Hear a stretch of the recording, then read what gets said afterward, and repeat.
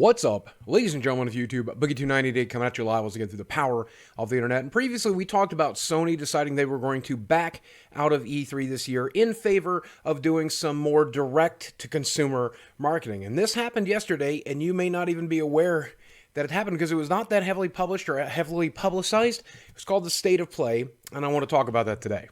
And for PlayStation last year, their E3 presentation was not their best. It was probably one of the worst for E3 last year, whether it was the fact that they had to move people from one stage to another and do like this short little intermission in the middle of their broadcast, or whether it was the numerous musical numbers or just the overall cringe-inducing chat that was happening.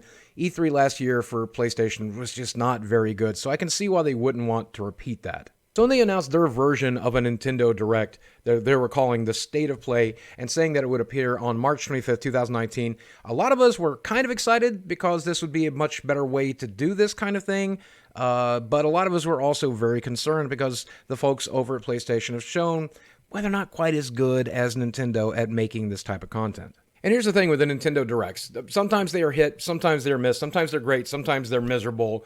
It really depends a lot on the content that they're showing, the games that they're showing, whether it's not a dedicated one towards a particular game, dedicated towards the Nindy titles, whatever it is. Sometimes the Nintendo ones are really cringy too. So credit where credit is due. Maybe it wasn't as bad as some of the Nintendo ones, but the State of Play was not very good. Now, don't get me wrong. What I was worried about was just a roundtable discussion of 3 or 4 people showing a trailer, then cutting back to them and having them make like cringe-inducing jokes, and then cutting back to...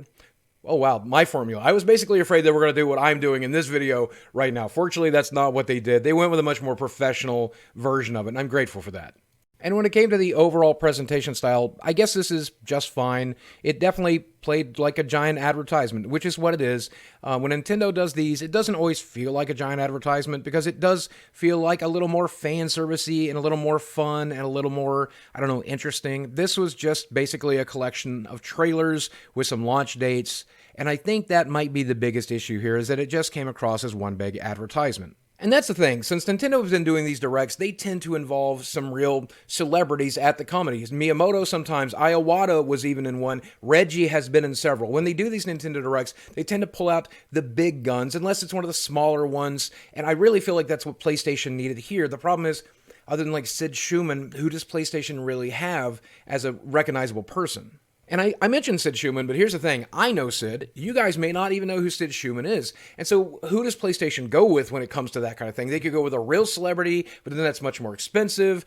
You could go with a YouTuber like Game Over Greggy, who's clearly a PlayStation fan, a Sony pony. I'm sure he would do it, but then he doesn't have the household name and recognition that even Major Nelson from Xbox has, or somebody like Iwata or Miyamoto or someone along that lines. Instead, they went with a voiceover, and I don't recognize the person doing that voice. I don't know if she's anybody particularly famous, but I didn't notice them. But I think that's one of the biggest sticking points, is that for this first episode, they should have definitely brought out the big guns. I mean, you got Norman Reedus, and you got Kojima doing stuff for PlayStation. Maybe they could have made an appearance here. That would have been interesting. And that is another big issue. Where was Death Stranding? We got no information about that game. We also got no information about The Last of Us 2. In fact, this particular State of Play focused on games that you'll be able to play in the next couple of months. And the problem is there's just not very many exciting games coming out in the next couple of months. I mean, the game that they let off with seemed promising at first. It was a Marvel's Iron Man game, which is a game I think we've all been waiting for.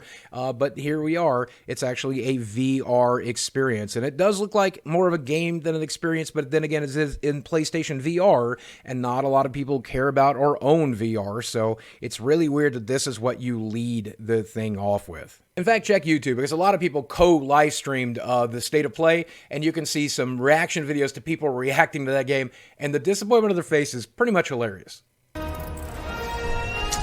it! Oh, man. And boy, did they follow it up with some really non-interesting stuff. Crash Team Racing Nitro-fueled, a No Man's Sky VR update, Ready, Set, Heroes, Five Nights at Freddy's VR, Concrete Jungle, and then finally Days Gone and Mortal Kombat 11. These are the two most exciting things in the entire State of Play. Now, don't get me wrong, I played Mortal Kombat 11, and Mortal Kombat 11 is amazing. The beta starts this week, and I plan to live stream the beta quite a bit on Twitch. And then when it comes to Days Gone, that's a game I've been waiting on for 2 or 3 years, and I'm still very excited to play it. And what they showed of both of these games was fine. The Days Gone stuff made me even more excited for that game than I already was. The Mortal Kombat 11 stuff I pretty much already seen on Twitter. I don't think it was exclusive to the State of Play, so that's kind of embarrassing. Weird way to end it. But again, they were focusing on games you can get in the next couple of months, so I understand that. But the problem is that makes for a very boring show. And look, if you are into weird VR experiences and weird independent games that are exclusive to the PlayStation, then this might very well have been very exciting for you. But I don't think this is the set of games you wanted to launch something like this with. You wanted to do something big like they did with the Nintendo Direct and make sure that you had some big games and some big stuff to talk about with some big celebrities. If you wanted State of Play to become a household name, and I'm sure they did, it probably shouldn't have been games like this. Death Stranding, Last of Us, Days Gone, these big AAA exclusives that PlayStation has left, that should have been the focus for the primary show. Give us new information, give us new footage, give us new stuff then, and then also show us the games that we would be able to buy very soon. That would have been exciting. Now, if they wanted this to be low-key, they were successful. It was definitely very low-key because I see hardly anybody talking about it outside of YouTube, outside of the gaming sphere. And when it comes to the YouTube responses, the handful of people that are talking about this were all fairly disappointed. Now, the State of Play was live streamed on the official PlayStation channel, but that actual live stream seems to have been deleted for some reason. Not entirely sure, but they did upload it as a video as well. That video now has 152,920 views, and if you look at that like and dislike ratio, it looks like the people who watched it or have watched it since definitely did not approve of it either. So this might very well be an unmitigated disaster, and the fact that Sony has already chosen to pull out of E3 and may not be doing an E3 presentation even alongside before or after the show is actually really terrifying, because this might be very, very bad for Sony. There's no doubt that Nintendo did it better. And this is a funny little tidbit, by the way. So many people are making the comparison to the Nintendo Directs on Twitter that Nintendo Direct was trending at the same time State of Play was on Twitter. Yeah, definitely not the desired effect. That's hilarious. There is one comparison you can make to the Nintendo Directs. It's kind of fair. PlayStation didn't talk about Animal Crossing either. But at the end of the day, my summary of the PlayStation State of Play experience was, it was just a bunch of trailers with a voiceover in the middle.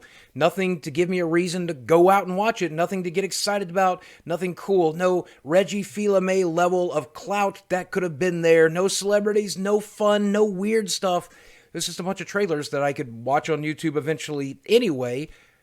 Yeah, just nothing. There was just nothing there. Would have been great if it had something that made it stand out, something that made it interesting. Don't get me wrong, I'm grateful that there was no terrible round table discussion of the trailers. I'm grateful there was no musical numbers or anything like that.